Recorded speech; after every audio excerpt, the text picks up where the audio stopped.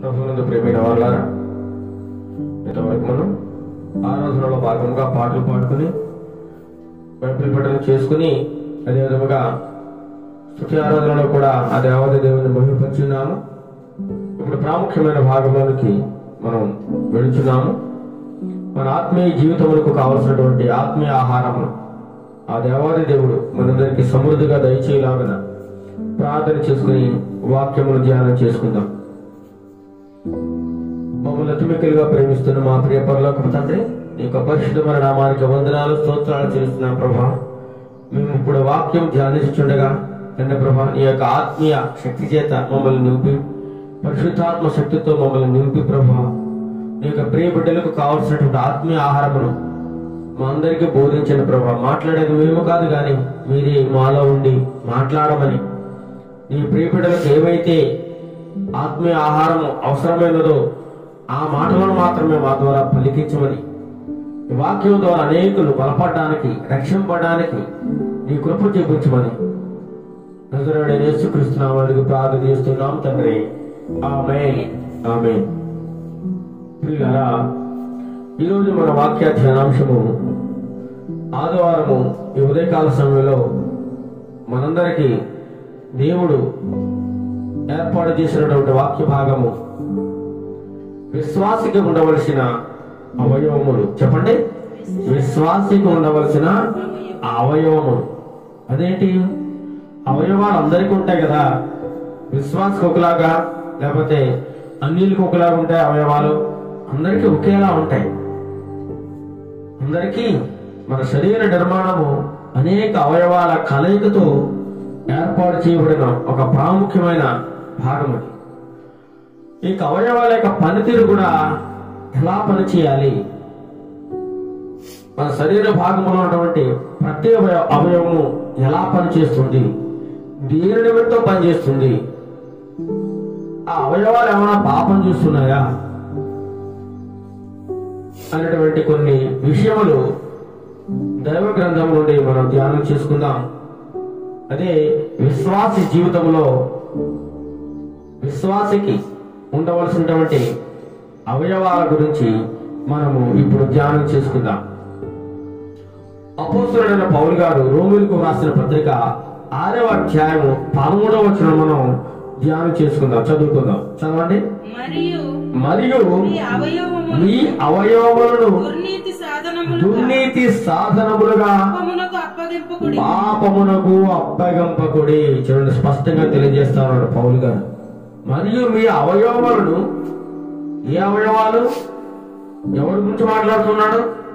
మన గురించే. ఆ కాలంలో రోమాలో ఉన్నటువంటి సంఘానికి తెలియజేస్తా ఉన్నాడు, ఇప్పుడు మనకి తెలియజేస్తా ఉన్నాడు.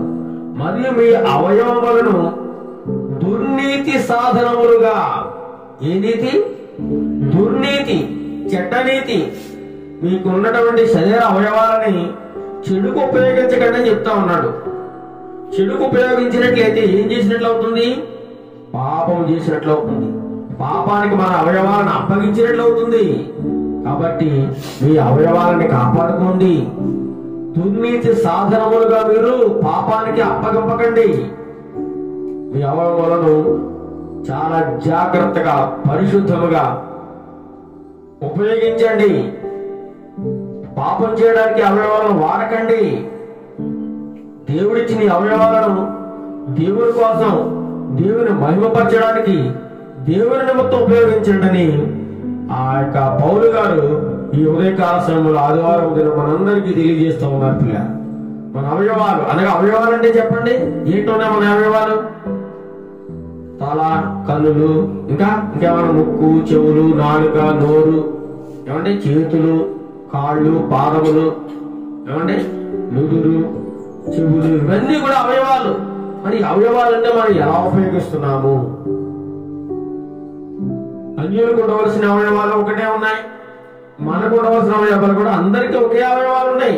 కళ్ళు అందరికీ ఉంటాయి, తల అందరికీ ఉంటుంది, చెవులు అందరికీ ఉంటాయి, ప్రతి ఒక్క అవయవం కూడా అందరికీ ఉంటుంది. కానీ ఈ అవయవాలను ఎలా ఉపయోగిస్తున్నాము, మన అవయవాల ద్వారా మనం ఏం చేస్తున్నాము, ఇటువంటి క్రియలు చేస్తున్నాము అనేటువంటి విషయాలను కొన్ని మనం ధ్యానం చేసుకుని ముందుకు సాగిపోదాం.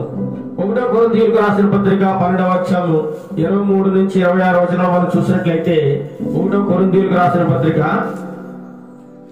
12వ అధ్యాయము ఇక్కడ కొన్ని అవయవాల గురించి మాట్లాడుతున్నాడు. 1 కొరింథీయులకు రాసిన పత్రిక 12వ అధ్యాయము 23 నుంచి చూడండి. 23 నుంచి శరీరములో ఏ అవయవములు ఘనత లేనివని తలంతుమో ఆ అవయవములను మరి ఎక్కువగా ఘనపరుచుచున్నాము. శరీరంలో ఏ అవయవానికైతే ఘనత లేదు, విలువ లేదు అని మనం అనుకుంటామో ఆ అవయవాలను మరి ఎక్కువగా మనం ఏం చేస్తాం? ఘనపరుస్తున్నాం. సుందరములు కాని మన అవయవములకు ఎక్కువైన సౌందర్యము కలుగును. ఇంకా సుందరములైన మన అవయవములకు ఎక్కువ సౌందర్యం అక్కరలేదు. అయితే శరీరములో వివాదము లేక అవయవములు ఒకదానినొకటి ఏకముగా పరామర్శించులాగున దేవుడు తక్కువ దానికి ఎక్కువ ఘనత కలుగు చేసి శరీరమును అమర్చి ఉన్నాడు. కాగా ఒక అవయవము శ్రమ పడినప్పుడు అవయవములన్నీ దానితో కూడా శ్రమ పడును. చూడండి, అవయవముల గురించి పౌలు గారు మాట్లాడుతూ ఉన్నారు.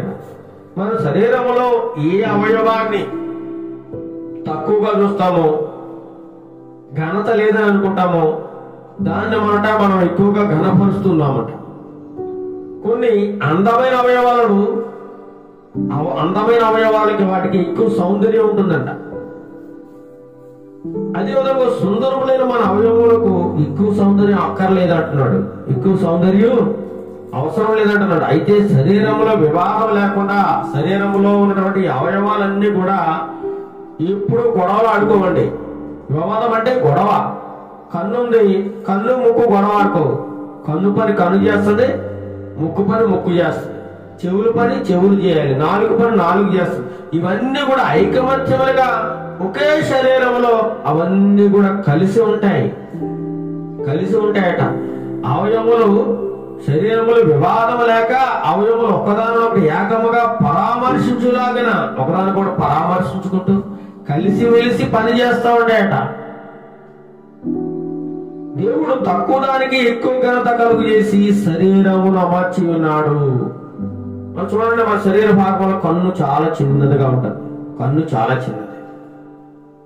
అలాగే చెప్పి దానికి విలువ లేకుండా పోతుందా? ఆ చిన్నదానికే దేవుడు ఎక్కువ విలువలు ఇచ్చాడు. కన్ను లేకపోతే మన జీవితమే అంధకారం అయిపోతుంది, ఏమి చూడలేము. మన జీవితంగా ఆ దుర్భరం అన్నమాట. చూడండి, కళ్ళు లేని వాళ్ళు ఎంత అవసరం పడతా ఉంటారు, మరి ఎన్ని బాధలు పడతారు. ఈ సృష్టిని చూడలేరు, తల్లిదండ్రులు చూడలేరు, తనను తాను చూసుకోలేడు. ఎక్కడికి వెళ్ళాలని ఇంకొక సహాయం కావాలి. అలా ఎంతో ఇబ్బందులు పడుతూ ఉంటారు కళ్ళు లేనివారు. కానీ దేవుడు ఆ చిన్న అవయవాన్ని ఎక్కువ ఘనపరిచి ఉన్నాడు. ప్రత్యేకమైన దానికి గుర్తింపు ఇచ్చాడు దేవుడు. వీళ్ళరా ఒకదానొకటి ఐకమత్యంతో పరామర్శించుకుంటూ ఆ అవయవాలన్నీ పనిచేస్తున్నట్లుగా మనం చూడగలం. శరీరంలో ఒక అవయవం అంట, ఏదైనా ఒక అవయవం శ్రమ పడినప్పుడు మిగతా అవయవాలన్నీ కూడా శ్రమ పడతా ఉంటాయట. చూడండి, శరీరంలో ఏదైనా ఒక అవయవం సరిగా పనిచేయట్లేదు అనుకోండి, మిగతా అవయవాలన్నీ కూడా సరిగా దానికి శ్రమ పడుతూ ఉంటాయట. ఆ అవయవం ఎంతగానో బాధపడుతున్నప్పుడు, అయ్యో నువ్వు బాగా బాధపడుతున్నావు అని చెప్పి మిగతా ఆనందించవు, ఇవి కూడా బాధపడుతూ ఉంటాయి. ఎందుకని? ఇవన్నీ కూడా శరీరంలో ఒకే శరీరంలో అమర్చబడి ఉన్నాయి కాబట్టి, ఐకమత్యంగా కలిసిమెలిసి ఉంటున్నాయి కాబట్టి, ఏ ఒక్కదానికి బాధ కలిగినా, ఏ ఒక్కదానికి నష్టం కలిగినా మిగతా అవయవాలన్నీ కూడా ఎంతగానో బాధపడుతూ ఉంటాయని చెప్పి దేవుని యొక్క వాక్యం ద్వారా దేవుడు ఉదయకాల సమయంలో మాట్లాడుతూ ఉన్నాడు. పిల్ల అవయవాలు అన్ని దానితో కూడా శ్రమపడను. ఒక అవయవము ఘనత పొందినప్పుడు అవయవాలన్నీ కూడా దానితో కూడా సంతోషించును. సంతోషించు. చూడండి, ఎవరైనా మీ కళ్ళు చాలా బాగున్నాయండి అన్నవరకు, మీ కళ్ళు చాలా బాగున్నాయి అన్నప్పుడు మిగతా అవయవాలన్నీ కూడా అబ్బా మనలో ఉన్నటువంటి ఒక అవయవాన్ని ఎదుటి వారు పొగుడుతున్నారు అది అని మిగతా అవయవాలన్నీ కూడా సంతోషించి ఆనందిస్తాయట. అదే మన పొరుగువాడు బాగున్నాడు అనుకోండి, మనం వారవలేము మానవుడిగా. కానీ శరీరంలో ఉన్నటువంటి అవయవాలు చూడండి ఎంత ఐకమత్యంతో ఎంత కలిసిమెలిసి ఉంటున్నాయో ఒకదానికొకటే. కాబట్టి అవయవాలన్నీ కూడా ఒకే శరీరంలో అమర్చబడి ఉన్నాయి. వారి పనితీరు కూడా ఒకే విధంగా రకరకాల పని కలిగి రకరకాలుగా అవన్నీ కూడా పనిచేయడం జరుగుతూ ఉంటుంది. ఏ ఒక్కడు ఆగిపోయినా మనిషి జీవితము ముందుకు సాగదు. చాలా ఇబ్బందులు ఎదురవుతూ ఉంటాయి పిల్లలు. ముఖ్యంగా ఈరోజు మనం మాట్లాడుకున్న కొన్ని అవయవాల గురించి. మొట్టమొదటిగా మన శరీరంలో ఉన్న ముఖ్యమైన అవయవం తల. ఏంటండి? తల. ఆదికాండం 5:6 త్వరగా ముగించుకుంది. ఆదికాండము బాబు చదవాలి, ఎవరు మొదలు ఇస్తే వాళ్ళు చదవాలి. ఆదికాండము 6:5 నరుల చెడుతనము భూమి మీద గొప్పదనియు వారు హృదయం యొక్క తలంపులను ఊహంతయు ఎల్లప్పుడూ కేవలము చెడ్డదనియు యెహోవా చూచాడు. నరుల హృదయములోని తలంపులు, ఈ తలంపులన్నీ ఎక్కడ పోతాయండి? తలలో మన మెదడులో మన మనస్సులోంచి తలలోంచి అనేక రకాల తలంపులు పుడతా ఉంటాయండి. ఈ నరుల హృదయంలో తలంపులని ఎలాంటివట?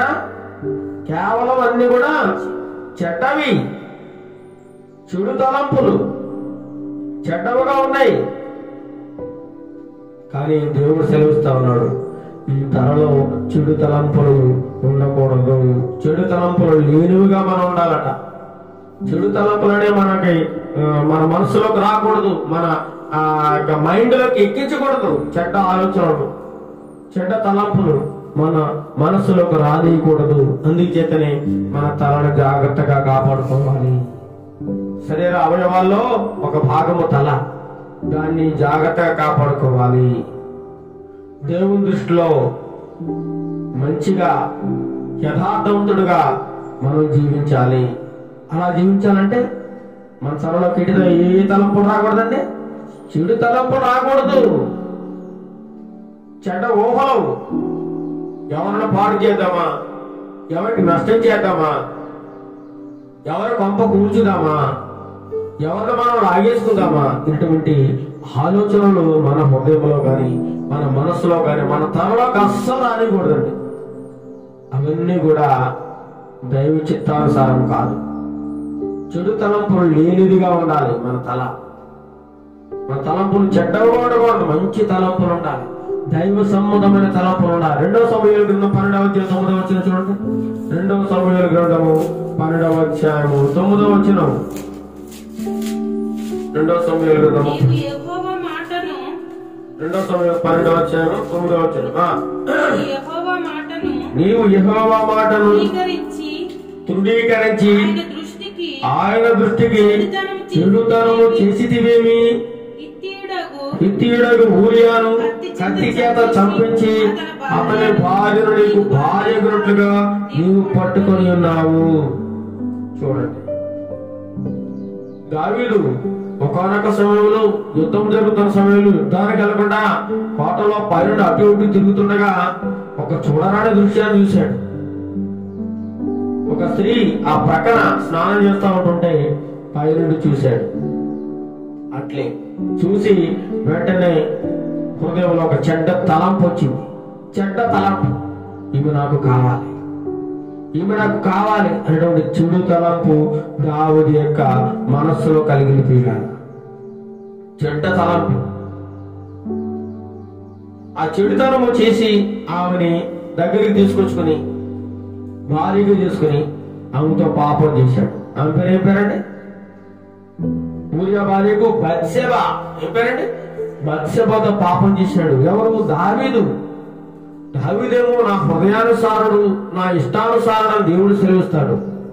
కానీ ఇక్కడేమో అతను చెడ్డ తలంపు కలిగి ఒక స్త్రీని చూచి తను కావాలని ఆశించి అంతేకాకుండా ఆమెతో పాపం చేసి, అంతేకాకుండా తన భర్తను ఏం చేశాడు? చంపించేశాడు. దావీదు దేవుని మాటను తృణీకరించి దేవుని దృష్టిలో ఏం చేశాడు? చెడుతనం చేశాడు. ప్రియారా, చెడుతనము చేశాడు. చెడు తలంపు వచ్చింది ఆయనకి. ఒక చూడరాని దృశ్యం చూడగానే ఈనాడు అనేక మంది యవనస్తులు కూడా రకరకాల దృశ్యాలు చూసి, వాళ్ళ పోస్టర్లు చూసి, సినిమాలు చూసి మనసులో చెడ్డ తలంపులు ఊహించుకుని చేయరాని అనేక రకాల కార్యములు, నీచమైన కార్యములు చేస్తూ సమాజానికి చెడ్డ పేరు తెస్తూ, తల్లిదండ్రులకు బంధువులకు చెడ్డ పేరు తెస్తూ ఎంతమంది యువకులు సమాజంలో చెడ్డవారిగా, నీచులుగా, అసహ్యులుగా, దుర్మార్గులుగా మిగిలిపోతా ఉన్నారు పిల్లలు. కేవలము వారి యొక్క చెడు తలంపుల ద్వారా. దావీదు చెడ్డ తలంపు కలిగి పరాయి పురుషుని యొక్క భార్యను పాడు చేసి, అంతేకాకుండా ఆ యొక్క భర్తను చంపించిన పాపానికి దేవుడు ఒక గొప్ప శిక్ష కూడా విధించాడు. అందుకే 51వ కీర్తనలో దావీదు ఏడుస్తూ దేవుని ప్రార్థన చేస్తూ ఉంటాడు. ఇంకా చూసినట్లయితే 1వ రాజుల గ్రంథము 11వ అధ్యాయము, 1వ రాజుల గ్రంథం 11వ అధ్యాయము చదవాలని తొందరగా. 1వ రాజుల గ్రంథం 11వ అధ్యాయం 6వ వచనం టకటక. ఈ ప్రకారము సొలొమోను యెహోవా దృష్టికి చెడు నడత నడిచి తన తండ్రి దావీదు అనుసరించినట్లు యథార్థ హృదయముతో యెహోవాను అనుసరింపలేదు. ఇక్కడ ఏమి నడత నడిచేట? సొలొమోను మహాజ్ఞానవంతుడు. అటువంటి జ్ఞానం గలవాడి ప్రపంచంలోనే భూమి మీద లేడు. గొప్ప మహా చక్రవర్తి, రాజు. అతని జ్ఞానానికి ఇతర రాజులందరూ చూడడానికి వచ్చేవారు. అంత గొప్ప మహాజ్ఞాని ఏం చేశారంటే దేవుని దృష్టికి చెడు నడత. కారణం ఎవరు? తన భార్యలు ఇతని హృదయాన్ని మార్చివేసి దేవుని నుండి సొలొమోనును దూరం చేసి వారికి దేవతలకు గుడులు కట్టించి, గోపురాలు కట్టించి వాటికి నమస్కరించి సాష్టాంగ పడేలా చివరికి అతన్ని పాడు చేసేశారనమాట. అతని హృదయాన్నంతా తిప్పేశారు. దేవుని తట్టు నుండి వారి యొక్క హృదయాన్ని, సొలొమోను హృదయాన్ని తిప్పివేసి విగ్రహారాధికుడిగా మార్చేశారు. పిల్లలు, సొలొమోను తన తండ్రి దావీదు అనుసరించినట్టు యథార్థ హృదయంతో యెహోవాను అనుసరించలేదట. చెడు నడత నడిచాడు. చెడు తలంపులు మన తలలోకి రానియకూడదు పిల్లరా. రెండవ అవయవము మొదట మనం దేనికో చెప్పుకున్నాం, తల. రెండవది కన్నులు. రెండవది కన్నులు. కీర్తన గ్రంథం 119వ కీర్తన 18వ వచనం చూసినట్లయితే, 119వ కీర్తన 18వ చరణం చూసినట్లయితే, 19వ కీర్తన నేను నీ ధర్మశాస్త్రమునందు ఆశ్చర్యమైన సంగతులను చూచినట్లు నా కన్నులు తిరుగుము. ఏ సంగతులట? ఆశ్చర్యమైన సంగతులు. ఎక్కడ దొరుకుతాయి ఆశ్చర్యమైన సంగతులు? ఎక్కడ దొరుకుతాయి? లోకంలోనా? కాదు పిల్లరా, దైవ గ్రంథములు, దేవుని యొక్క ధర్మశాస్త్రములు. మన కన్నులు ఎక్కడ ఉండాలట? ధర్మశాస్త్రము ధ్యానించడంలో ఉండాలి. ధర్మశాస్త్రమును ధ్యానించడంలో ఉండాలంట పిల్లరా. అందుకే అంటాడు, వ్యర్థమైన వాటిని చూడకుండా నా కన్నులు త్రిప్పివే అంటాడు. వ్యర్థమైన వాటిని చూడకుండా. ఈనాడు మన కన్నులు ఏం చూస్తున్నాయి? రకరకాల అనేక రకాల పాపమును చూస్తా ఉన్నాయి, మోసాన్ని చూస్తా ఉన్నాయి, పనికిరాని అనేకమైన సినిమాలు, ఈ లోక సంబంధమైన రకరకాల చిత్రాలను మనం చూస్తూ మోసపోతూ ఉన్నాం పిల్ల. అందుకే మన కన్నులతో కూడా పాపం చేయకూడదు. దావీదు ఏం చూశాడు? కన్నులతో, తన కన్నులతో ఒక స్త్రీని చూశాడు. స్నానం చేస్తున్న స్త్రీని చూశాడు. వెంటనే తన కన్ను ఏం కోరుకుంది? ఆ స్త్రీ కావాలని తన మనసులోకి వెళ్ళిపోయింది. కళ్ళు చూడడం ద్వారా అతని హృదయంలో చెడు తలంపు కలిగింది. వెంటనే పాపం చేయాలనే తీర్మానం చేసేసుకున్నాడు అనమాట. అందుకే వ్యర్థమైన వాటిని చూడకుండా మన కన్నులు తిప్పివేసుకోవాలి. సామెతలు 4:25 సామెతలు 4:25 చూసినట్లయితే నీ కన్నులు ఇటు అటు చూడక సరిగాను నీ కన్నురెప్పలు నీ ముందర ఎలా చూడగట? సూటిగా. మనకు చాలా మంది కన్నులు అలా ఉంటారు కానీ దేవుని సన్నిధిలో అటు ఇటు చూస్తూ ఉంటారు. దేవుని వాక్యం మీద వారి యొక్క మనసు కేంద్రీకృతమై ఉండదు. దేవుని వాక్యం మీద వారు దృష్టి పెట్టరు. వస్తారు, వారు వస్తున్నారా, వీరు వస్తున్నారా, వెనక్కి చూస్తారా, ముందుకు చూస్తూ ఉంటారు. తెలియజేస్తారు, నీ కన్నులు అటు ఇటు చూడక సరిగాను నీ కనురెప్పలు నీ ముందర సూటిగాను చూడవలను. చూసిందల్లా కావాలని కోరుకోకూడదు. నీ కళ్ళు అంటుంటే నాకు చూసిందల్లా కావాలి, నాకు అందమైనది కావాలి, అన్ని రకరకాల నేత్రాశ అండి. ఈ లోకంలో నేత్రాశ.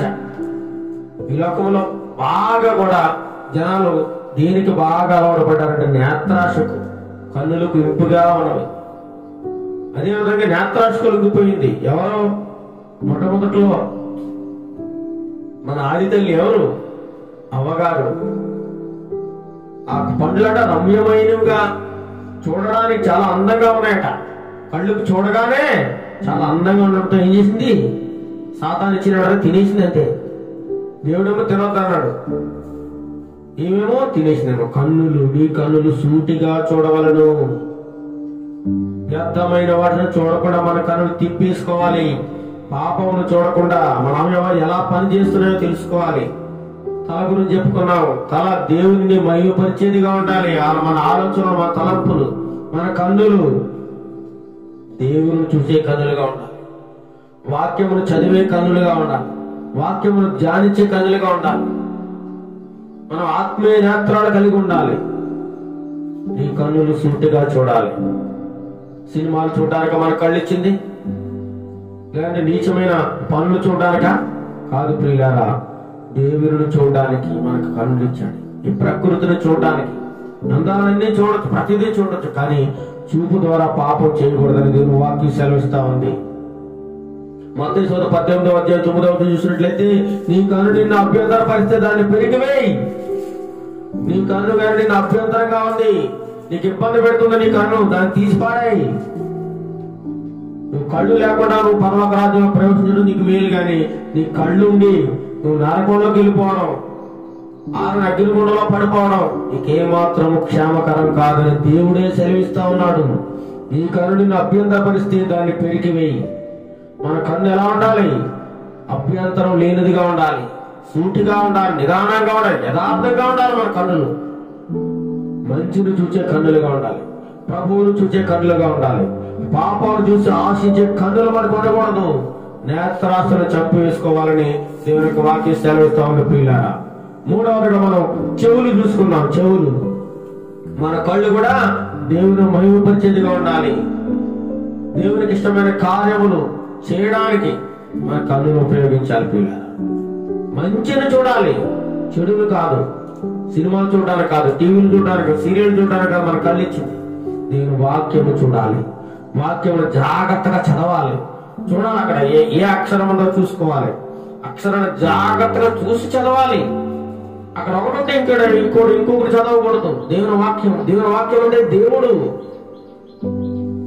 దేవుని వాక్యం చదువుతున్నాడు, దేవుణ్ణి మనం చదువుతున్నట్లే. అలాంటి వాక్యాన్ని చదివేటప్పుడు మనం చాలా జాగ్రత్తగా ఉండాలి.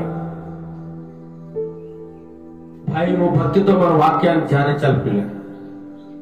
మూడవది చెవుల గురించి మాట్లాడుకో. సామెతల కింద 28:9 సామెతలు 28:9 తొందరగా. ధర్మశాస్త్రం వినబడకుండా చెవిని తొలగించుకుని వాని ప్రార్థన హేయము. ధర్మశాస్త్రము వినబడకుండా చెవిని తొలగించుకుని వాని ప్రార్థన హేయము. దేవుని మాటలంటే ఏ మాత్రం వాళ్ళకి ఇష్టం ఉండదు, కానీ ప్రార్థన చేస్తూ ఉంటారు. దేవుని మాటలు ఇష్టపడరు కానీ ప్రార్థన చేస్తూ ఉంటారట. అలాంటి వారి ప్రార్థన దేవుడికి ఇష్టమా? ఇష్టం ఉండదు. మన చెవులు దేవుడు ఎందుకు ఇచ్చాడు? మంచి మంచి డీజే సాంగ్స్ వినడానిక? లోకంలో ఉన్నటువంటి మంచి మ్యూజిక్ వినడానిక? చెడమాటలు వినడానిక? కాదు కదా.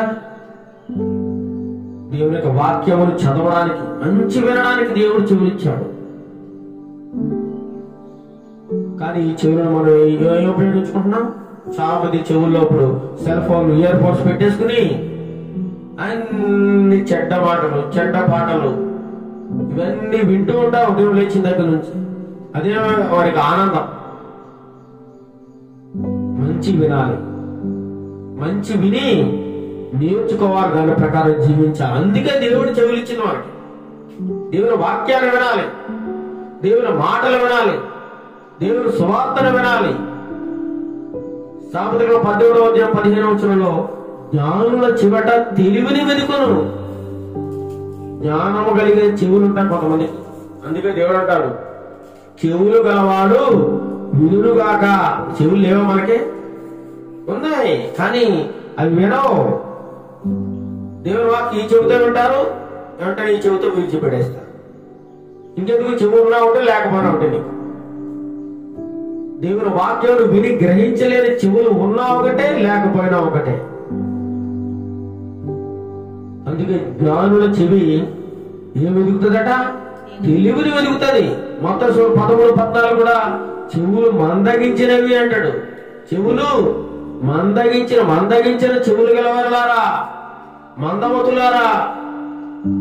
కాబట్టి మన చెవులు మందము కలిగి ఉండకూడదు. దేవుడు అంటాడు, వినడారకూడనట్టు నా చెవులు మందము కాలని అంటాడు.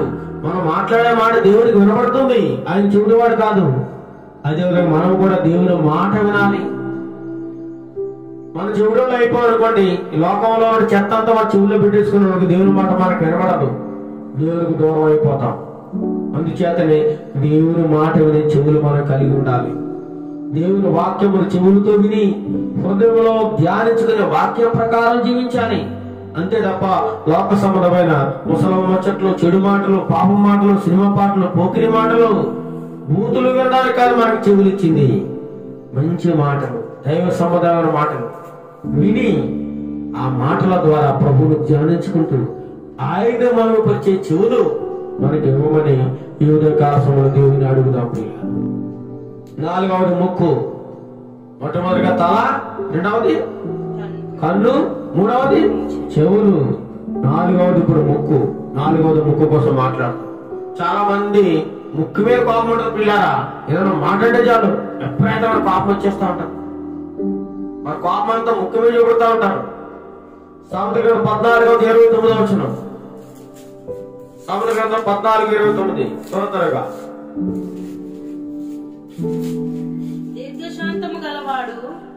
దీర్ఘశాంతము గలవాడు మహావివేకి, ముంగోపి మూఢత్వమును బహుమానముగా పొందును. ముంగోపి, ముక్కు మీద పాపం ఉండేవాడు ఏం పొందుకుంటాడు? వాడు ఏం పొందుకుంటాడు? పాపం. ఒక మాట అంటే ఓర్చుకోలేడు, తట్టుకోలేడు. వాడు చేసిన తప్పైనా సరే వాడికి అది రైట్ గా కనబడుతూ ఉంటాడు. పైగా మనం గద్దిస్తే వాడికి కోపం వచ్చేస్తా ఉంటది. పనికి మాలిన కోపం. అంటే పనికొచ్చే కోపమా? ఏమి పనికి రాదు అది. కాబట్టి కోపం లేని వాడిగా ఉండాలి మనం. ముక్కు మీద కోపం మూఢత్వాన్ని బహుమానంగా పొందుకుంటాడు. ఎవడైతే కోపంతో ఉంటాడో, ముక్కు మీద కోపం చూపిస్తూ ఉంటాడో వాడు మూఢుడు. అటువంటి కోపాన్ని ప్రదర్శించకూడదు. కోపం లేనివాడిగా ఉండాలి. దేవుని వాక్యం కోపపడు కానీ పాపం చేయకూడదు. అందుకే మన అవయవాల ద్వారా ఇటువంటి పాపము చేయకూడదు అని దేవుని యొక్క వాక్యం సెలవుస్తోంది. పిల్లలు, మన ముక్కు దేవుడు ఎందుకు ఇచ్చాడు? దేవుడు ఇచ్చిన ముక్కు ద్వారా గాలిని పీల్చుకుంటూ ఆయన మన నాసికారంధ్రం జీవవాయువును ఊదాడు. కాబట్టి మనం నరులవయ్యా, బ్రతుకుతున్నాం, జీవిస్తున్నాం. ఆయన ఇచ్చిన గాలి పీల్చుకుంటూ జీవిస్తున్నాం. అంతే తప్ప ఆయనను దూరం పెట్టేసి ఆయన ఇచ్చిన ఈ ముక్కుని మరి ఏదేదో పనికిమాలిన వాటికి పనికిమాలిన వాసనలు చూస్తూ గడిపేయడం కాదు ప్రియులారా. ముక్కు మీద కోపం లేకుండా ఉండాలి. మంచి వాసనలు ఆస్వాదిస్తూ ప్రకృతిలో ఎన్నో రకరకాల పువ్వులు, ఎన్నో రకాల పండ్లు అన్ని ఇచ్చాడు. ప్రతిదీ కూడా వాసన చూడడానికి ఇచ్చాడు దేవుడు. అంతే తప్ప దాన్ని దుర్వినియోగం చేయడానికి కాదు, దుర్వినియోగం చేయడానికి కాదు. ఏ అవయవం ద్వారా నా దేవుడు ప్రభువును మహిమపరచడానికి మనకి ఇచ్చాడు ఈ శరీరం. ప్రభువుని గణపరిచేది కూడా మన అవయవాలని కూడా. ఇక ఐదవది నాలుక. ఐదవది ఏంటి పిల్లారా? నాలుక. చాలా నాలుక ఎందుకు ఉపయోగపడుతుంది? మంచి మంచి రుచులు చూడడానికి. ప్రతిది కూడా మనం తిని వెంటనే ఏం చేస్తాం? ఇది బాగలేదు, అది బాగలేదు, ఇది వద్దు, అది వద్దు అంటాం. ఎలా తెలుస్తుంది? కేవలం నాలుక ద్వారా. మరి నాలుక చేసే పనులేంటి? నాలుక ద్వారా మనం ఏం చేయాలి అంటే చూడండి, సామెతల గ్రంథం 12వ అధ్యాయం 18వ వచనం. 12వ అధ్యాయం 18వ వచనం. కత్తిపోటు వంటి మాటలు పలుకువారు కలరు, జ్ఞానుల నాలుక ఆరోగ్యదాయకము. ఈ నాలుగుతోనట, దేవుడిచ్చిన నాలుగుతో దేవుని వాక్యాన్ని చదవకుండా, దేవుని మాటలు మాట్లాడకుండా కత్తిపోటు వంటి మాటలు పలికేవారు ఉన్నారట. కత్తిపోటులో ఉంటాయి, కత్తితో పొడిస్తే ఎంత ప్రమాదమో అటువంటి మాటలు వదిలే వాళ్ళు ఉన్నారు మన మధ్యలోనే. అలా ఉండకూడదు. నీ నాలుక, నీ నాలుకతో ఏం ఉచ్చరించాలి? దైవ సంబంధమైన మాటలు, జ్ఞానం గల మాటలు, ఆత్మీయమైన మాటలు మాత్రమే మనం పలకడానికి దేవుడు నాలుగు ఇచ్చాడు. ఇంకా మంచి మంచి రుచులు చూడడానికి దేవుడు నాలుగు ఇచ్చాడు తప్ప నాలుగు ద్వారా అందరిని తిట్టడానికి, అందరిని దూషించడానికి, అవమానపరచడానికి, ఇతరులను నిందించడానికి, హేళన చేయడానికి ఈ నాలుగును మనం ఉపయోగిస్తా ఉన్నాం. చెడ్డ మాటలు పలకడానికి, మోసకరమైన మాటలు పలకడానికి ఈ నాలుగును ఉపయోగిస్తున్నాం. అందుకే మన అవయవాలు ఎలా పనిచేస్తున్నాయి? దేవుని పెట్టుకుండవలసిన అవయవాల్లా ఉన్నాయా? దేవుడిచ్చిన అవయవాలు ఎలా వాడుతున్నావు? చూడండి, యోబు గ్రంథము 27:4 కీర్తనలకు ముందు యోబు గ్రంథము 27:4 చూసినట్లయితే ఇక్కడ యోబు గారు చెప్తా ఉంటారు ఒక మాట. చదవండి. నిశ్చయముగా నా పెదవులు అబద్ధము పలుకుటలేదు, నా నాలుక మోసమును ఉచ్చరించట్లేదు అంటున్నాడు యోబు గారు. చూడండి 27:4 నిశ్చయముగా నా పెదవులు అబద్ధం పలకడం లేదు. మనం ధైర్యంగా చెప్పగలమా? నేను ఎప్పుడు ఎటువంటి అబద్ధం మాట్లాడలేదు, నేను యథార్థత కలిగి జీవిస్తున్నాను, నేను పుట్టిన వాళ్ళు అబద్ధమే ఆడలేదు అనేవాడు ఎవరు ఉన్నారా? ఎవరు లేరు. ప్రతి సందర్భంలోనూ ప్రతి ఒక్కరూ అవకాశం వచ్చిన వల్ల కుదిరినప్పుడల్లా అబద్ధాలు ఆడుతూనే ఉంటారు. కానీ యోబు భక్తుడు చెప్తా ఉన్నాడు, నిశ్చయంగా నా పెదవులు అబద్ధం పలుకుటలేదు, నా నాలుక మోసమును ఉచ్చరించడం లేదు అంటున్నాడు. ఎంత ధైర్యం చెప్తున్నాడు చూడండి. నా నాలుక మోసాన్ని చెప్పడం లేదు, మోసాన్ని పలకడం లేదు, నేను అబద్ధం పలకడం లేదు, మోసాన్ని పలకడం లేదని చెప్పి యోబు గారు సెలవిస్తా ఉన్నా. బింకములాడు నాలుగును మూసివేస్తాడు దేవుడు. ఎవరైతే బొంకుతూ ఉంటారో, చాలా మంది అబద్ధం మాటలు మాట్లాడుతుంటారో, చేసిన దాన్ని చేయలేదని బొంకేస్తా ఉంటారు. అలాంటి వారు నాలుగు దేవుడు కోసేస్తానంటున్నాడు, కోసివేస్తాడు దేవుడు. జాగ్రత్త సుమా, నువ్వు దేవుడు నాలుగు ఇచ్చాడు, దాన్ని ఎలా వాడుతున్నావు? పాపం చేయడానికి వాడుతున్నావా? ఈ శరీరంలో అవయవాలన్నీ కూడా దేవుని మహిమపరిచేవిగా ఉన్నాయా, లేదా అనేకులకు బాధ కలిగించేవిగా, మోసం చేసేవిగా, దేవుని నామాన్ని అవమానపరిచేవిగా ఉన్నాయి నీ అవయవాలు? ఒకసారి మనం పరిశీలన చేసుకోవాలి పిల్లారా. ఎవరైతే బొంకుతుంటారో అలాంటి వారు నాలుగు నుండి కూడా కూసివేస్తారంట. కీర్తన 12:3 బెంకమలాడు నాలుగును కూసివేయను. చెడ్డ మాటలు పలకుండా నా నాలుగును కాపాడమంట. చెడ్డ మాటలు పలకుండా మన నాలుగును కాపాడుకోవాలి. కీర్తన 39:1 చూసినట్లయితే నాలుగుతో పాపం చేయకూడదు. నాలుగుతో ఏం చేయకూడదు? పాపం చేయకూడదు. నాలుగు కూడా పాపం చేస్తుంది. మన అవయవాలు పాపం చేయకుండా మనం కాపాడుకోవాలి. నీతిమంతుడు నాలుగట ప్రశస్తమైన వెండి వంటిదట. నీతి గల నాలుక కావాలి. నీతి గల నాలుక, సాత్వికమైన నాలుక ఉండాలి. సాత్వికమైన నాలుక. జీవమరణాలన్నీ కూడా రెండు కూడా నాలుగు విషయంలో ఉన్నాయట. మన నరకానికి వెళ్ళిపోవాలన్నా లేదా జీవానికి వెళ్ళాలన్నా కారణం ఎవరు? నాలుక. నువ్వు నువ్వు మాట్లాడే మాటలు, నువ్వు పలికే ప్రతి పదము కూడా నీ యొక్క జీవాన్ని, నీ యొక్క మరణాన్ని నిశ్చయించేదిగా నీ నాలుక.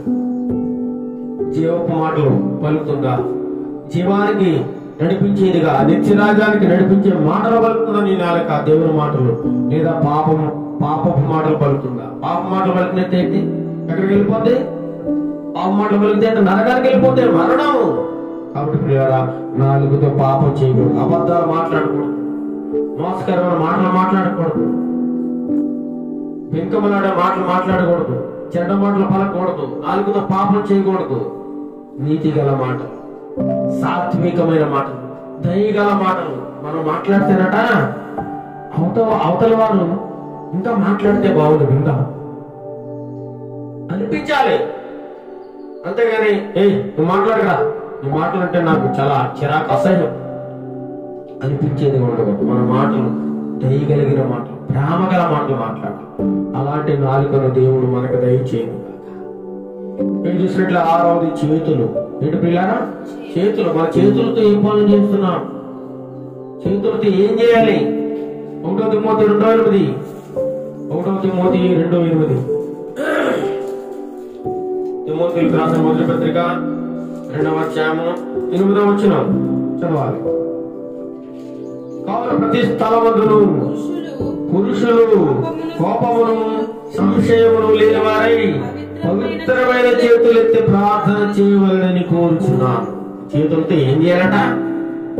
పవిత్రమైన చేతులు, పవిత్రంగా ఉండాలి మన చేతులు. పవిత్రమైన చేతులు ఎత్తి ఆ దేవునికి ప్రార్థన చేసే చేతులు ఉండాలి. చేతులు రెండు జోడించి ప్రార్థన చేసేది ఉండాలి.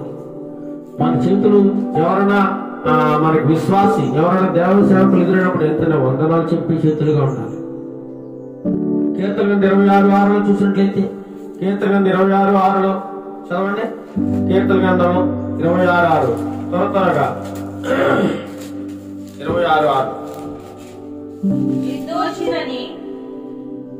నిర్దోషిని నా చేతులు కడుగుకుందును. నిర్దోషమైన చేతులు కలిగి ఉండాలన్నమాట. మన చేతులతో ఏ పనులు చేస్తున్నాం? మన చేతులు దేవుడు ఎందుకు ఇచ్చాడు? ఇతరులను కొట్టడానిక, లేదా దొంగతనం చేయడానిక, పాపం చేయడానిక, ఎవరిదైనా దొంగిలించడానిక ఈ చేతులు ఇచ్చింది? చెడ్డ పనులు చేయడానిక కాదు కదా. అదే కీర్తన 125:3 చేతులతో పాపం చేయకూడదు, నిర్దోషమైన చేతులు కలిగి ఉండాలట. అంతేగాని చేతులతో పాపము చేయకూడదు అంటున్నాడు 125:3 కీర్తనలో. నీతిమంతులు పాపము తమ చేతులు చాపకుండునట్లు. నీతిమంతులు ఏం చేయకూడదు? పాపము చేయుటకు తమ చేతులు చాపకూడదట. నీతిమంతులు అంటే ఈ చేతులను పాపం చేయడానికి ఉపయోగించకూడదు. ఈనాడు అనేక మంది దేవుడిచ్చిన చేతులని పాపం చేయడానికి ఉపయోగిస్తా ఉన్నారు. అనేక మంది నీచమైన కార్యాలు చేయడానికి ఉపయోగిస్తా ఉన్నారు. దొంగతనాలు చేయడానికి ఉపయోగిస్తా ఉన్నారు. వ్యభిచారం చేయడానికి ఉపయోగిస్తా ఉన్నారు. మోసకరమైన కార్యాలు చేయడానికి ఉపయోగిస్తా ఉన్నారు. కాబట్టి చేతులతో నువ్వు పాపం చేయవు. నీ చేతులు పవిత్రంగా ఉండాలి. నీ చేతులు దైవ గ్రంథాలు పఠించేవిగా ఉండాలి, పట్టుకోవాలి. దేవుని యొక్క మాటను నీ చేతులతో పట్టుకోవాలి. సోమరవాని చేతులట పని చేయడానికి ఒప్పుకోవట. సోమరవాని చేతులు ఏం చేయవు? పని చేయడానికి ఒప్పుకోవు. సోమవారం తినడం, తిరగడం, ఊరి మీద ఎదిరించడం, అంతే తప్ప పని చేయడానికి ఒప్పుకోవు. మార్క్స్ 9:40 చూసినట్లయితే చదవద్దు. 2 చేతులు కలిగి నరకంలో, యేసుప్రభువు స్వయంగా చెప్తా ఉన్నారు, 2 చేతులు కలిగి నువ్వు పాపం చేస్తూ ఆరని అగ్నిగుండంలో వెళ్ళిపోయి నాశనం అయిపోయి కంటే, నరకంలో పడిపోయే కంటే నీకు రెండు చేతులు ఒకవేళ యాక్సిడెంట్ లో పోయనుకుందాం, చరుడు నీతిమంతుడు అయినా సరే నీకు పరలోకం దొరుకుతా ఉంది. నువ్వు జీవంలో ప్రవేశిస్తావని దేవుడు సెలవిస్తా ఉన్నాడు. రెండు చేతులు కలిగి నరకంలోని ఆరణ అగ్నిగుండంలోకి పోవుడు కంటే అంగహీనుడవై రెండు చేతులు లేకుండా జీవంలో ప్రవేశించడా నీకు మేలు అని యేసు ప్రభు వారు సెలవిస్తా ఉన్నారు. పిల్లలు, ఈ రెండు చేతులు నువ్వు ఎలా వినియోగిస్తున్నావు? ప్రభువును మహిమపరిచే చేతులుగా ఉన్నాయా? నీ చేతులతో చప్పట్లు కొడుతున్నావా? ప్రభువును ఆరాధిస్తున్నావా? ప్రభు కోసం వినియోగిస్తున్నావా? మనం ఆలోచించుకోవాలి. చేతులతో దొంగతనాలు, హత్యలు, దోపిడీలు, నిత్యమైన కార్యములు, పాపం చేయడానికి ఈ చేతులను ఎంతో మంది ఉపయోగిస్తున్నారు. అంతేకాదు హత్యలు చేయడానికి ఈ చేతులను ఉపయోగిస్తున్నారు, మానభంగాలు చేయడానికి ఉపయోగిస్తున్నారు, మోసాలు చేయడానికి ఉపయోగిస్తా ఉన్నారు. కాబట్టి నీ చేతులను జాగ్రత్తగా కాపాడుకోవాలి, పవిత్రంగా ఉంచుకోవాలని దేవుడు ఉదయకాల సభలో మాట్లాడుతున్నాడు. పిల్లలు, ఏడవది నోరు. ఏంటి పిల్లలు? ఏడవది నోరు. నోరు గురించి మనం ధ్యానం చేసుకుందాం. మత్తయి సువార్త 5వ అధ్యాయం 2వ వచనం. మత్తయి సువార్త 5వ అధ్యాయము 2వ వచనం. యేసు ప్రభువు అక్కడ నోరు తెరిచి ఆయన ఏం మాట్లాడుతున్నాడో చూద్దాం. మత్తయి సువార్త. అప్పుడు ఆయన నోరు తెరిచి ఇలాగూ బోధింపసాగను. మనం నోరు తెరిచేమంటే ఏం చేయాలి? దేవుని వాక్యాన్ని బోధించే నోరు ఉండాలి. మనకి ప్రభువును స్తుతించి ఘనపరిచే నోరు ఉండాలి. మరి మన నోరు ఏం మాట్లాడుతుంది? ఉదయం లేస్తే వారిని తిరుగుతున్నా, వీరు తిరుగుతున్నా, వారి మీద పడిపోతున్నా, వీరి మీద పడిపోతున్నా, అబద్ధాలు పలుకుతున్నా,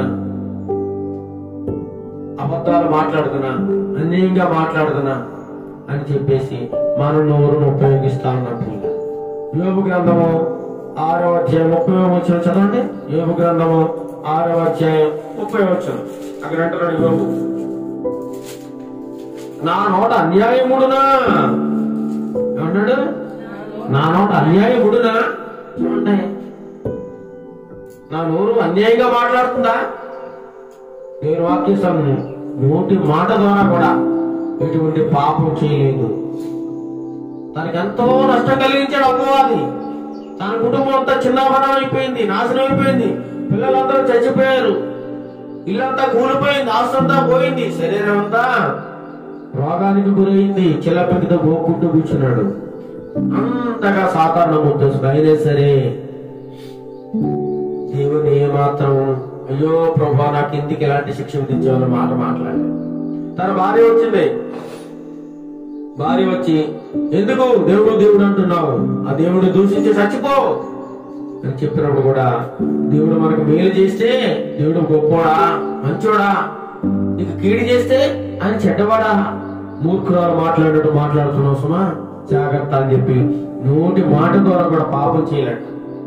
అందుకంటే అన్యాయము నా నోట ఉండునా అంటున్నాడు. ఈనాడు అనేక మంది ఆ నోటితో అన్యాయపు మాటలు అప్పుడే మాట్లాడతారు, వెంటనే లేదనేస్తారు, పొంకిస్తారు. ఎంత దారుణం పిల్లలు! మన చెవులతో విన్న మాటలు లేదనేస్తారు. అలా ఉండకూడదు. శాపము, కపటము, వంచనతో నోరట, అలాంటి నోరు మనం కలిగి ఉండకూడదు. గర్వంతో నోరు, గర్వపు మాటలు మాట్లాడుతుంటారు అనేక మంది. కీడు చేసే నోరు ఉండకూడదట. అనేక మంది ఈ నోరు ద్వారా కీడు చేస్తూ ఉంటారు, అబద్ధ సాక్ష్యాలు పలికి ఉంటారు, సత్యాన్ని అసత్యంగా మాట్లాడుతూ ఉంటారు. కానీ మన నోరు సత్యమైన మాటలు పలికే నోరు ఉండాలి. నీతిమంతుని నోరట జీవపు ఓటట. నీతిమంతుని నోట్లోంచి మాటలు ఎలా ఉంటాయంటే జీవపు ఓటల్లో ఉంటాయి, అవతల వ్యక్తిని బ్రతికించేవిగా ఉంటాయి. యేసుప్రభువారి మాటలు చూసినట్లయితే ఆ మాటల ద్వారా ఎంతో మంది బ్రతికారు, స్వస్థపడ్డారు, చనిపోయిన వారు సైతం లేచారు. పిల్లారా, ఆయన నోటి మాటలు అంత శక్తి ఉంది. మన మాటలు కూడా యథార్థముగా, నీతి గలవుగా, సత్యమైన మాటలు, జీవము గల మాటలు మాట్లాడుకుంటూ మన నోరును మనం కాపాడుకుంటా ఉండాలి. సాంప్రదాయ 13:3 తన నోరు కాపాడుకున్నవాడు తనను కాపాడుకుంటాడు. ఎప్పుడైతే నీ నోరు నువ్వు కాపాడుకున్నావు, అదుపులో పెట్టుకున్నావో నువ్వు కాపాడుకున్నట్టు. లేదంటే నీ ఇష్టం వచ్చిన నువ్వు మాట్లాడావా, నీ వీపు విమానం మోత ఎక్కుతుంది, దెబ్బలు పడతాయి. వేష్య నోరట లోతైన గొయ్యట. వేష్య ఉందనుకోండి, ఎలాంటి మాటలు మాట్లాడుతుంది? చాలా తేనె లాంటి మాటలు మాట్లాడుతున్నాడు.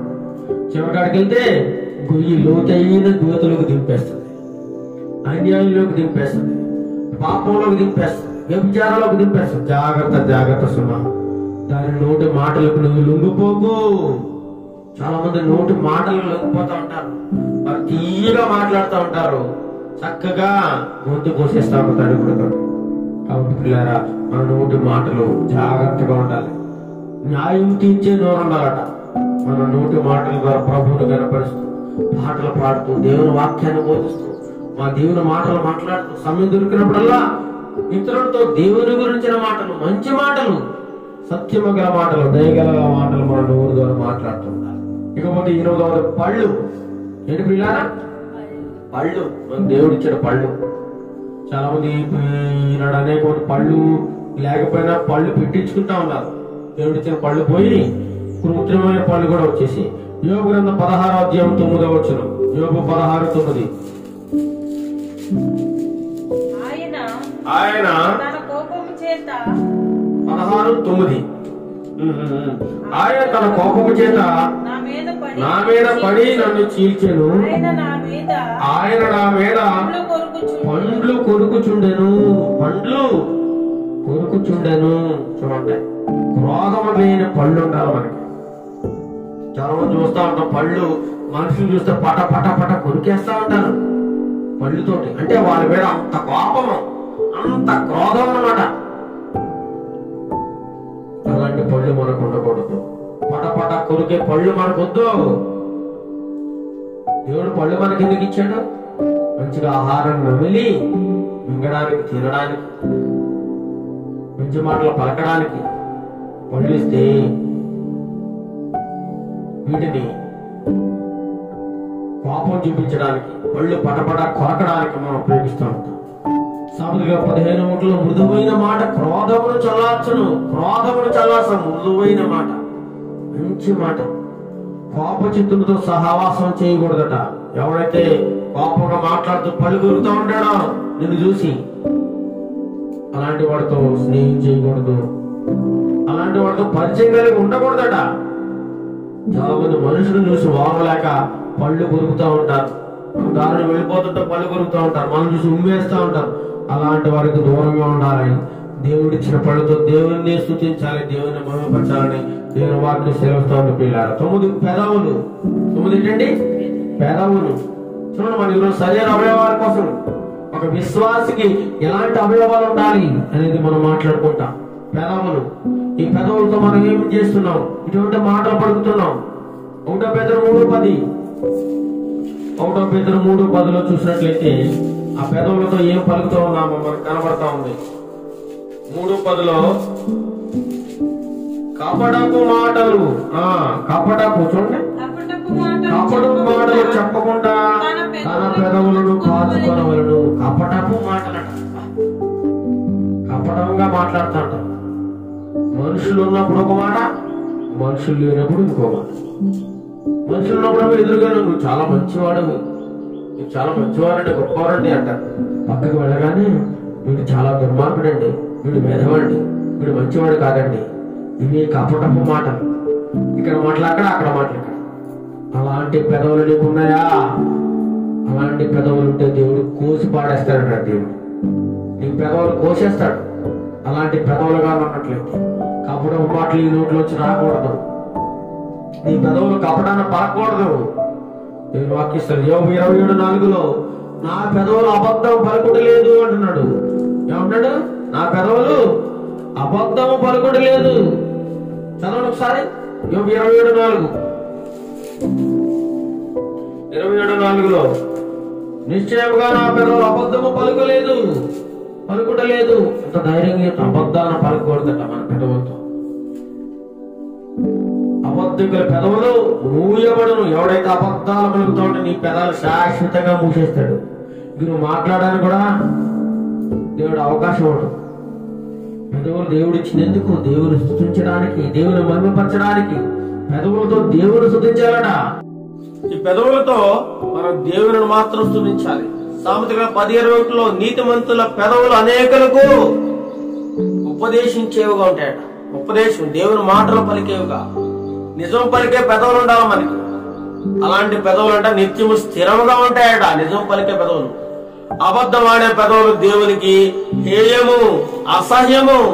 నీ పెదవులతో అబద్ధాలు, చెడ్డ మాటలు, మూర్ఖపు మాటలు, ఇతరులను నిందించే మాటలు, ఇక్కడ మాటలు అక్కడ కొండలు పెడుతూ మాట్లాడుతున్నావు నీ పెదవులతో. అలాంటి మాటలు మాట్లాడేవారందరూ దేవునికి హేయము, ఇష్టం కాదు. అలాంటి మాటలు మాట్లాడకూడదని దేవుని వాక్యం సెలవుస్తోంది పిల్లరా. అదేవిధంగా నుదురు మనకి రెండు కాళ్ళకి మధ్యలో ఉన్నదాన్ని నుదురు అంటాం. ఆ నుదుటి మీద స్త్రీలు అయితే ఏం పెట్టుకుంటారు?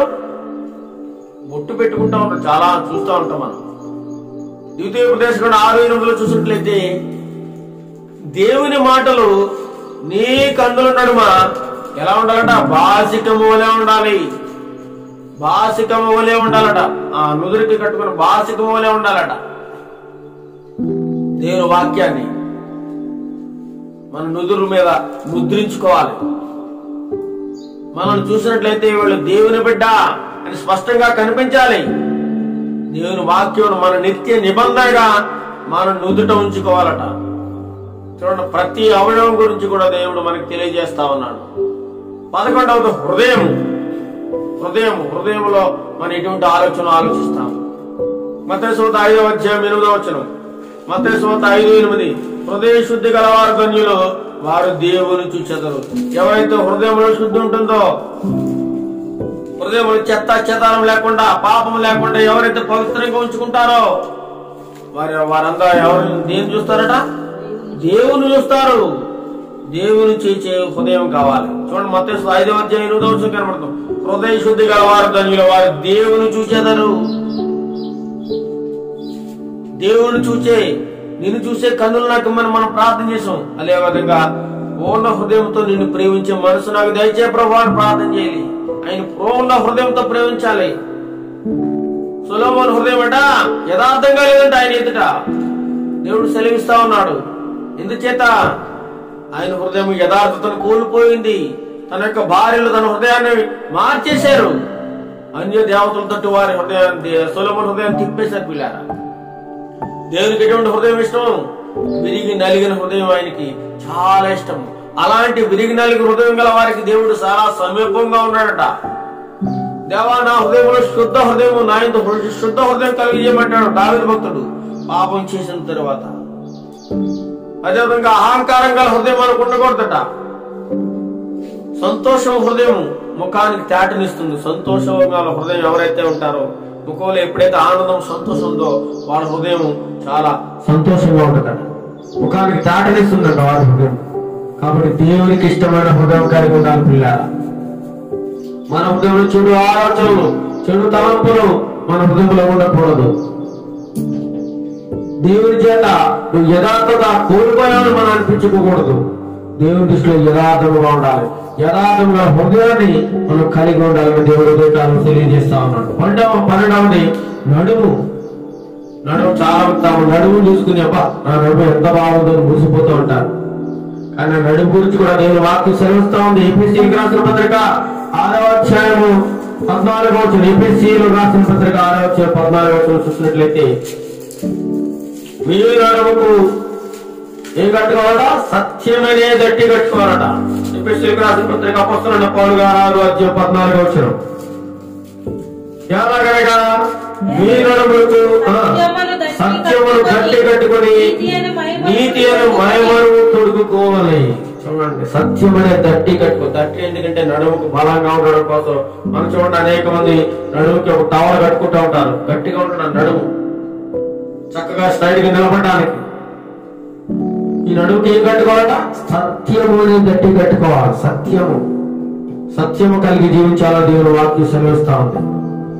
సామెతలు 31:17 ఆమె నడికొట్టు చేత నడుము బలపరుచుకొని చేతులతో బలముగా పనిచేయను. ఆమె నడుముకో కట్టు కట్టుకుంటారు. వస్త్రంతో నడుము కట్టు కట్టుకుని నడుమును బలపరుచుకుని చేతులతో బలంగా పనిచేయను. ఎవరి కోసం? గుణవతి అయిన స్త్రీ గురించి మాట్లాడుతున్నా. యెషయా 11:18 నడుముకు నీతి మరియు తుంట్లకు సత్యమును నడికట్టుగా ఉన్నాడు. నడుముకి ఏముండాలట? నీతి, యథార్థత, సత్యము, ఇవన్నీ కూడా మన నడుముకు కట్టుకోవాలట. దేవుని వాక్యం అనే సత్యము గట్టి కట్టుకోవాలి.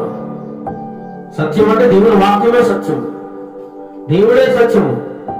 దేవుని వాక్యాన్ని నడుము కట్టుకోవాలి, సరిగా నిలబడాలి. 1 పేతురు 1:13 కనబడుతూ ఉంది, మనస్సు అని నడుము కట్టుకుని నిబ్బరమైన బుద్ధి గలవారైన మనస్సు అనే నడుము కట్టుకోవాలి. కాబట్టి ఈ అవయవాలన్నిటితో కూడా దేవుని స్తుతించే అవయవాలుగా ఉండాలి. 13వది పాదములు. పాదముల కోసం మాట్లాడుకుని ఇంకో 2 మనం చూసి ముగించుకుందాం. పాదములు. ఎఫెసీయులకు రాసిన పత్రిక 15వ అధ్యాయము, ఎఫెసీయులకు రాసిన పత్రిక 6వ అధ్యాయము, అదే అధ్యాయం 15వ వచనం చూసినట్లయితే, పాదములకు సమాధాన సువార్తమైన సిద్ధ మనస్సును జోడు తొడుక్కుని నిలువబడుడి. పాదములు ఎలా ఉపయోగించాడట? సమాధానము కలిగి, సమాధాన సువార్తమైన సిద్ధ మనస్సు అనే జోడు కలిగి, సిద్ధ మనస్సు అనే జోడు, సిద్ధ మనస్సు అనే చెప్పులు తొడుక్కొని నిలబడి ఉండాలట. మన పాదాన్ని ఎలా ఉపయోగిస్తున్నాం? దొంగతనం చేయడానికి ఉపయోగిస్తున్నామా? వాళ్ళని తరడానికి ఉపయోగిస్తున్నామా? చెడు మార్గాలు నడవడానికి ఉపయోగిస్తున్నామా? మనమే పరిశీలించుకోవాలి. మన పాదాలు, దేవుడిచ్చిన కాళ్ళు, ఈ పాదములు ఎక్కడికి పరిగెడుతున్నాయి? పాపం చేయడానికి పరిగెడుతున్నాయా చూసి తన భక్తుల పాదములు తుట్టిల్లకుండా ఆయన వారిని కాపాడు. ఎవరైతే దేవుని భయము భక్తి కలిగిన జీవితాన్ని జీవిస్తారో అలాంటి వారి పాదాలు ఎప్పుడు తుట్టిల్లు పోకుండా, ఎప్పుడు అటు ఇటు తొలగిపోకుండా దేవుడు వారిని కాపాడుతుంటారు. నా పాదములు బండ మీద నిలిపి నా అడుగులు స్థిరపరచుకుంటున్నాడు.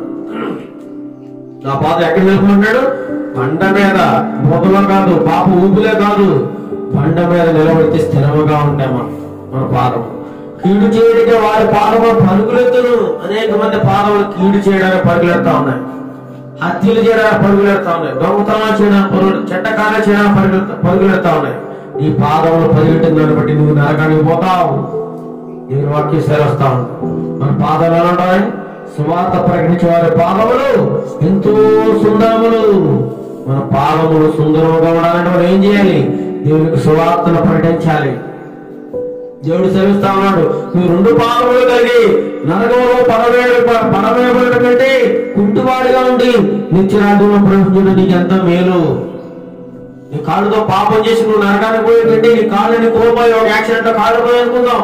నీ 2 కాళ్ళు లేవు, కానీ నువ్వు నీతిగా ఉన్నావు, యథార్థతగా ఉన్నావు, సత్యం కలిగి ఉన్నావు కాబట్టి నువ్వు జీవంలో ప్రవేశిస్తావు, ఆ నిత్యరాజ్యంలో ప్రవేశిస్తావని అంటున్నావు. పిల్లలు చాలా మంది రక్తం చిందించడానికి వారు పాదములు పరుగులెడతా ఉన్నారు. రోమీయులకు రాసిన పత్రిక 3వ అధ్యాయం 15వ వచనంలో, రోమా 3:15 చదవండి. రోమీయులకు రాసిన పత్రిక 3వ అధ్యాయం 17వ వచనం. శాంతి మార్గము. రోమీయులకు రాసిన పత్రిక 3వ అధ్యాయము 15వ వచనము. రక్తము చిందించుటకు వారి పాదములు పరిగెత్తుచున్నారు. రక్తం చిందించడానికి, ఇతరులను పొడవడానికి, హత్యలు చేయడానికి ఈనాడు అనేక మంది పాదాలు పరిగెడతా ఉన్నాయి. అటువంటి పాదములు మనకుంది పిల్ల.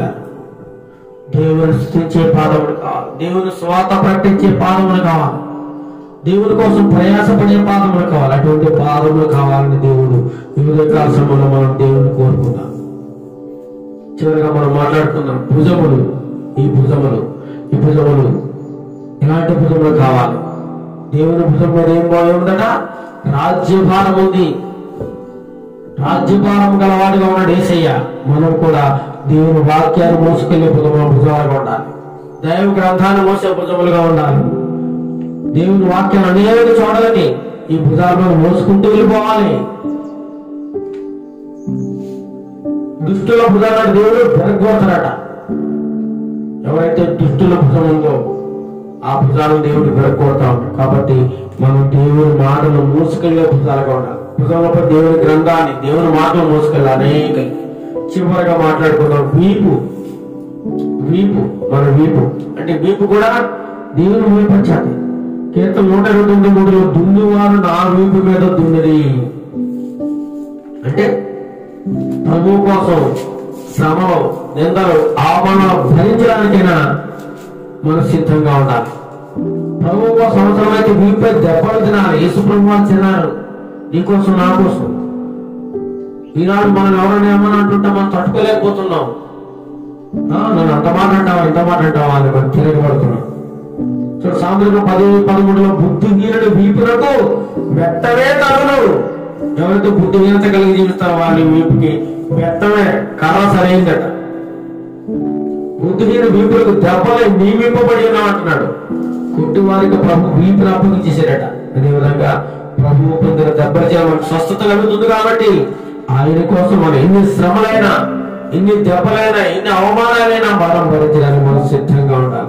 సంతోషంగా శ్రమలు అనుభవించాలి. పిల్లలు మన వీపుని కొట్టు వారికి ఆయన వీపుని అప్పగించినట్లుగా ఎవరైతే మన శ్రమలు పెడుతున్నారో, ఇబ్బందులు గుర్తిస్తున్నారో వారికి కూడా మన వీపుని అప్పగించాలి. ఎదిరించి తిరగబడడం, వారితో సమానంగా పోట్లాడకూడదు. దేవుడు అది మనకి నేర్పించలేదు. కాబట్టి పిల్లల ఈ ఉదయకాల సమయంలో దేవుడిచ్చిన ఈ అవయవాలన్నీ కూడా దేవుని నిమిత్తము మనం ఉపయోగించి విశ్వాసకి ఎటువంటి అవయవాలు ఉండాలో ఆ అవయవాలతో దేవుని ఎలా మహిమపరచాలో దేవుడు మనకి ఈ ఉదయకాలం మనందరికీ తెలియజేశాడు. ఈ వాక్యమును దేవుడు మనందరి హృదయంలో పదిలపరిచి దేవుని మహిమపరిచే అవయవాలు మనందరం కలిగి ఉండాలని ఆ దేవుడు ప్రార్థన చేసుకుంటూ ముగించుకుందాం. ప్రార్థన చేసుకుందాం. సర్వకృపానిధి మా ప్రియపరులకు తండ్రి, నీకు పరిశుద్ధమైన నామానికి వందనాలు స్తోత్రాలు చెల్లిస్తున్నాం నాయన. ఈ ఉదయకాల సమయంలో తండ్రి చివరి ఆదివారంలో మేమందరం ఇంతవరకు నీ వాక్యం ధ్యానించినాం తండ్రి ప్రభు. మాతో మీరు మాట్లాడారు ప్రభాకర్. మా అవయవాలు ఎలా ఉండాలి, ఈ లోకంలో మా అవయవాలు, మా శరీరంలో ఉన్న అవయవాలను ఎలా ఉపయోగిస్తున్నాము, ఎలా ఉపయోగించకూడదు, ఎలా ఉపయోగిస్తే నీ నిత్య రాజ్యానికి మేము వారసులుగా ఉంటాము, పాపం చేయకుండా ఉంటాము అనేటువంటి అనేక విషయాలు మాకు ఇంతవరకు బోధించిన విధానం బట్టి మీకు వందనాలు స్తోత్రాలు చేస్తున్నాం ప్రభా. మా అవయవాలతో, మా కళ్ళతో తండ్రి ప్రభా, మా యొక్క హృదయంతో, మా యొక్క పాదములతో, మా చేతులతో, మా నోరుతో, మా కళ్ళతో, ప్రతి అవయవంతో ప్రభా నిన్ను స్తుతించే బిడ్డలుగా మనం చేయండి నాయన. మా అవయవంతో ఎల్లప్పుడూ మేము పాపం చేయకుండా నోటితో గాని, కాళ్ళతో గాని, హృదయంతో గాని, చేతులతో గాని, చెవులతో గాని మేము పాపం చేయకుండా మిమ్మల్ని కాపాడండి ప్రభు. నీ ప్రియ బిడ్డలందరినీ కాపాడండి నాయన. రాబో కాలంలో ఈ స్వార్థ అనేకులు ప్రకటించడానికి నీ కృపా సహాయం చేయండి. వాక్యం ఎంతమంది ఉంటున్నారో వారందరినీ దీవించండి, ఆశ్రయించండి. వారి హృదయంలో నూతనమైన రక్షణను, నూతనమైన ఆనందమును, నూతనమైన సంతోషమును వారికి సమృద్ధిగా దయచేయండి. వారి కుటుంబాలన్నీ దీవించండి, వారి యొక్క పిల్లలను దీవించండి, వారి యొక్క చదువుల్లో తండ్రి ప్రభు మంచి ఉత్తీర్ణత దయచేయండి ఆయన. ఎవరైనా అనారోగ్య సంస్థలతో బాధపడుతుంటే వారిని స్వస్థపరచేయండి. ఇప్పుడు వారికి సంపూర్ణ శాంతి సమాధానం దయచేయండి ఆయన.